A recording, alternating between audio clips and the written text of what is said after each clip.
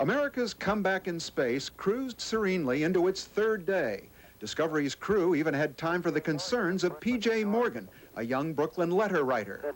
Dear Mr. Houck, I'm a worried 14-year-old that is worried about the future. It was just meant to, uplift the space program to help it. But worry no more, said Commander Rick Houck. The country is back in space. We are back on track, and we have a lot of technological benefits that will come in the future. To dramatize that, the astronauts today performed the experiments of two students who lost identical projects on Challenger. One of them, Lloyd Bruce of St. Louis, watched near mission control as astronaut Mike Lounge tested his metals experiment. Whoa, wait! And Houston, it looked like wire number 4 did break right at the last second. Otherwise, it was another light day in space and a mission intended as a test flight. There was even time for chatter over a nourishing space lunch. The commander would like to talk, but he's all tied up. He wants to show you his peanut butter and jelly tortilla. Meanwhile, NASA continued efforts to fix a problem in Discovery's cooling system, confident it would not interfere with Monday's scheduled landing in California. Today, the crew practiced putting on the new bulky escape suits they'll use for re-entry, suits built for safety, if nothing else. It's a struggle to get into these things. It doesn't take very long, and they are warm. There's no doubt about that. But that seemed a minor price for the spectacular views of Earth, views no American has enjoyed for more than 2.5 years. David Dow, CBS News, Houston. Hundreds of thousands trekked to the California desert to watch Discovery kiss the ground at Edwards Air Force Base.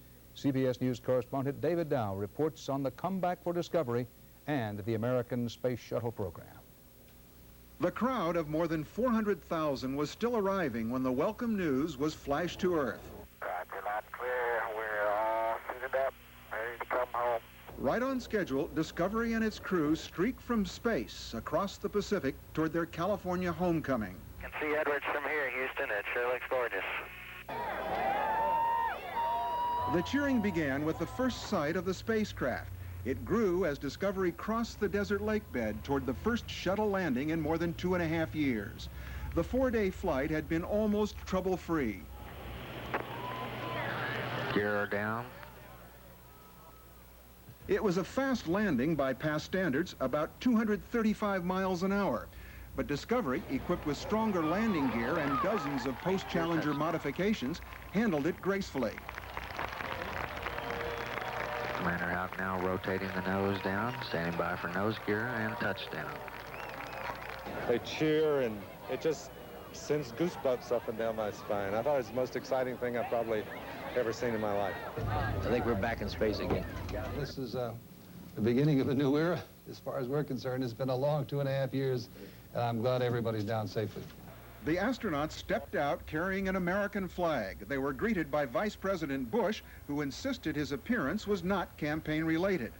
Meanwhile, a member of the Presidential Commission, which sharply criticized NASA after the Challenger accident, watched the landing and approved. NASA's a different outfit, and I think a much better outfit to conduct future space missions now.